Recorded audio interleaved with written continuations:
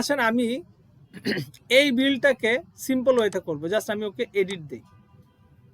এই বিলটাকে আমি ধরেন এডিট দিই আর কি, আবার এটাকে আমি নতুন করে করি। এখানে যা আছে তাই থাকবে, আমি এগুলো একটু লাইন অ্যাড করে দিই, মানে জাস্ট আবার নতুন করে করি। হ্যাঁ, কি আছে আইবি ব্রাউজার আই, ওকে ফাইন। এইটাকে যদি আমি করতে যাই তাহলে আলটিমেটলি আমার এখানে যা কিছুই আছে থাকুক না কেন, আপনি একটা জিনিস খেয়াল করেন, এখানে সবটাই কিন্তু আমার ফুড বিল, রাইট? সার্ভিস চার্জ নেক আর যাই নেক, তাহলে পুরোটাই তো আমার ফুড বিল। আর এর মধ্যে ও আমাকে ভিএটি অ্যামাউন্টটা বলেও দিয়েছে যে 2.14 হলো ভিএটি, আর বাকিটা হলো তোমার ফুড বিল। তুমি যা যা সার্ভিস চার্জ, ফুড যা কিনেছো সবকিছু মিলে তোমার ফুড বিল। তাহলে এখানে এই চিন্তাটা কি সহজে করা যায় না যে আমি ফুড বিল নামে, মানে ফুড বিল নামে আমি এই যে 12.85 কে দেখাই দিব, আর ভিএটি অ্যামাউন্ট 2.14 দিয়ে দিলে তাহলে তো হয়ে গেল। তাহলে আমার ওই ইনক্লুসিভ এক্সক্লুসিভ আমি ওই যেভাবে করে করতে চাচ্ছি, আমি এটা বুঝতেছি না, আমি এটা ঝামেলা আমি বুঝতেছি না, আমি ওটা দরকার নাই বুঝার, আমি সিম্পল হতে জানি, আমি সবসময় সিম্পলই থাকবো। এখানে কোনটার মধ্যে ভিএটি আছে কোনটার মধ্যে আমি মিলাতে পারতেছি না। আমি দেখলাম যে কি ব্যাপার, তিনটার মধ্যে অ্যাক্টিভেট করতেছি, তিন আবার ভিএটি হয়ে যাচ্ছে বেশি, 2.41 হয়ে গেল। সো আমি এত কিছু বুঝতেছি না, আমি যেটা সিম্পল হইতে সেটা করতে পারি। এখানে ইনক্লুসিভ হোক আর এক্সক্লুসিভ হোক, এখানে কোনো, অথবা আপনি নো ভিএটি দেন, আপনি এই স্টাইলে করলে এখানে যাই সিলেক্ট করেন না কেন তাই রেজাল্ট, একই রেজাল্টই দেখাবে। তাহলে আসেন আমি এখানে জাস্ট লিখলাম যে ফুড পারচেজ অথবা রেস্টুরেন্ট বিল, মানে যেভাবে আপনি করেন, food purchase from restaurant.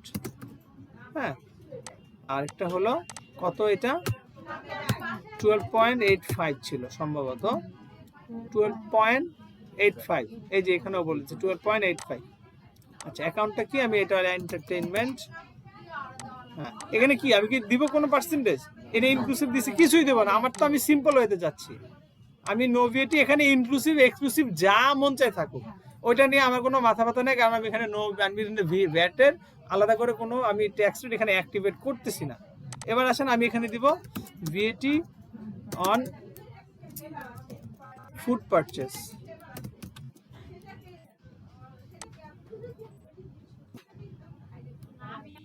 Okay, so এইখানে আমি দিচ্ছি 2.14, সো 2.14 এখানে আসবে কোন ক্যাটাগরি? এখানে একটু দাঁড়ান, এখানে কোনো একটা জিনিসে বেশি হয়ে গেছে, দেখে নেই।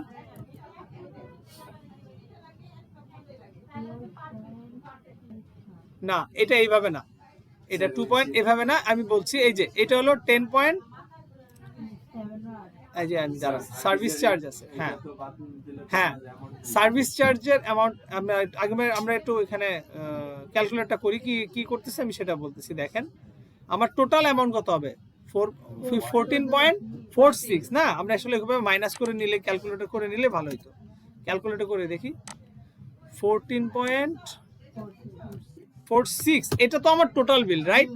এর মধ্যে আমার ভিএটি কত, 2.14, আমি তাহলে এটা মাইনাস করব, তাহলে এবার ঠিক আছে, তাহলে 12.32 হলো আমার মেইনলি ব্যালেন্স হবে। আমরা প্রথমে যদি ক্যালকুলেট করে নিতাম তাহলে ভালো হতো। এই এটা আমার ওই যে ফুড এবং সার্ভিসের কলম, হ্যাঁ ওইটাও আমি দিতে পারি না, কিন্তু এইখানে হ্যাঁ, তাহলে ওইটাও আমি দিতে পারি।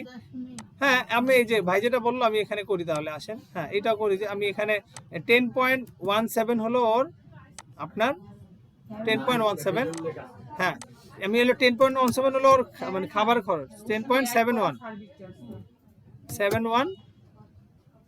দুইটা, আমি বলছি সেটা 12.4 এর মধ্যে তো ভিএটি আছে।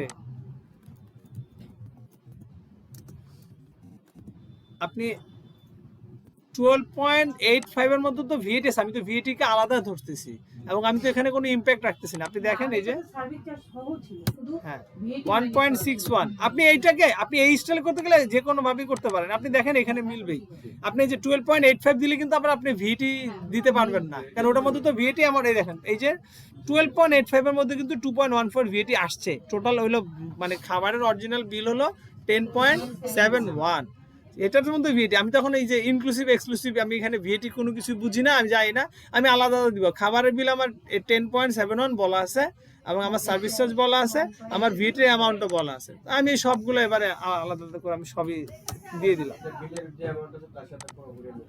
হ্যাঁ, আমি ওইভাবেই দিয়ে দিলাম। আর এখানে আমি কি দিব, ভিএটি শেষ। সো আমার এটাও ম্যাচ করছে এইভাবে। সো আমি চাইলে, আমি কিন্তু আগেও দেখালাম ওইটা কিভাবে দেওয়া যায়, আমি চাইলে এভাবেও বিলটাকে সিম্পল ওয়েতে দিতে পারি যে আমি আসলে আমি এটা জানি না, আমি এটার ইম্প্যাক্ট ইনক্লুসিভ এক্সক্লুসিভ বুঝি না, আমি চাইলে এটা এভাবে দিতে পারি। আচ্ছা, এখানে একটু কোনো একটাতে প্রবলেম, সো আগের বিলটা ওখানে মাইনাস করছে, ওয়েট। হ্যাঁ হ্যাঁ হ্যাঁ, প্রবলেম হবে না, এক মিনিট।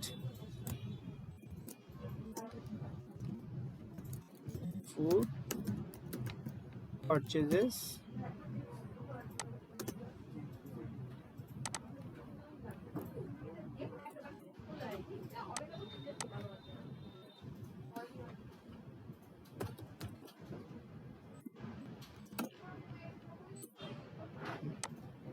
এখানে সময় বলবে কোনটাতে প্রবলেম আছে। ওখানে এখানে বিলে ছিল 28, মানে কোন একটা কারণে ডাবল আসছে, আর এখানে ছিল 14, এজন্য বলতেছে এটা মিলে নাই, সো এটা আবার কর।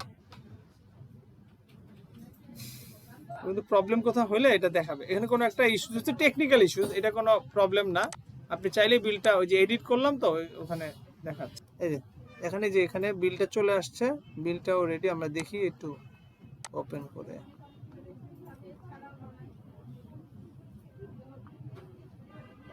হ্যাঁ, যেভাবে দিয়েছি সেভাবেই কিন্তু লাস্ট যেভাবে দিয়েছিলাম, রাইট, একদম সিম্পল ওয়ে। এই যে নো ভিএটি ইম্প্যাক্ট, কোনো ধরনের কোনো ইস্যু নাই এখানে, রাইট? ঠিক আছে, এবার আমরা যদি একটু ব্যালেন্স শিটে দেখি, এই যে এক মিনিট দেখি। হ্যাঁ, ভ্যাটের অ্যামাউন্ট তো বাড়বে, কারণ আমরা তো ওখানে দুইটা আরো বিল ঢুকছে। এখানে আমরা দেখি ভ্যাটের এখানে 10.44 কিভাবে হয়েছে ভ্যাট, আমরা দেখি। যেহেতু আমাদের আজকে মেনলি ইস্যু মেনলি ভিএটিটাই আমরা রেকর্ড করবো এবং ওইটার ইম্প্যাক্ট আমরা বোঝার চেষ্টা করবো। দেখেন এখানে তিনটা আয়রন মনজেরির দুইটা ছিল, এই যে 15.14, এটা বিলে আমি রেকর্ড করেছি, যার কারণে ও ডেবিটে আসছে। যদি আমি এবার আমি ইনভয়েসে রেকর্ড করি, তাহলে ও কিন্তু ক্রেডিটে চলে আসবে। ঠিক আছে, তাহলে এটা আমরা দেখি যে ইনভয়েসে রেকর্ড করলে ক্রেডিটে আসে কিনা।